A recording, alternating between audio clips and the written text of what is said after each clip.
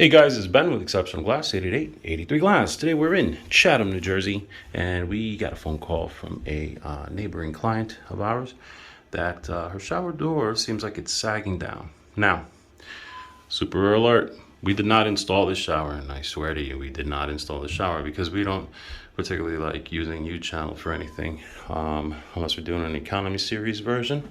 But this is a prime example of what not to do with U-channel. Okay, now U-channel has its place in the world, okay, usually for just bottom mounting, stuff like that, or for a steam seal, you know, way up at the top.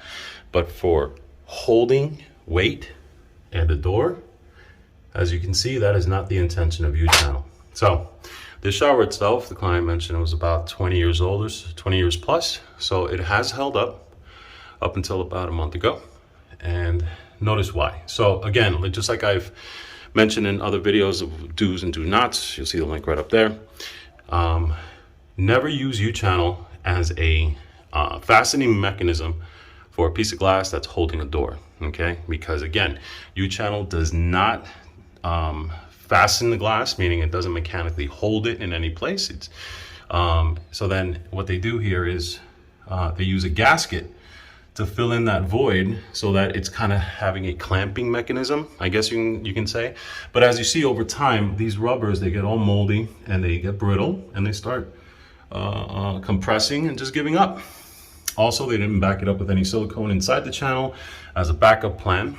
And the design itself is kind of weird. I usually know how my competitors work from, you know, the many decades I've been doing this. I've never seen this particular version because these are the Zurich hinges. They're meant for bifold doors and they're very expensive. So the installer that used these very expensive Zurich hinges would have just, in my mind, used clamps instead of U-channel and make it a fully custom frameless. But they didn't. So here we go. All right.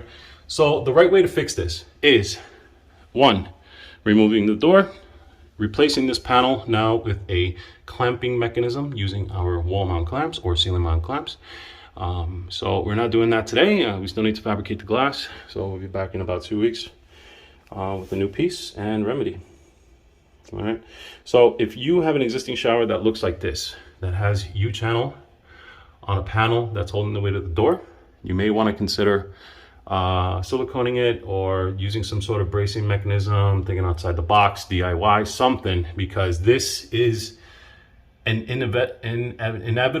inevitable result, because these gaskets will, again, compress, get brittle, and slip right off. All right? And again, for the trolls that watch my videos and make silly comments, we did not install this, and we're merely helping out a client make it right.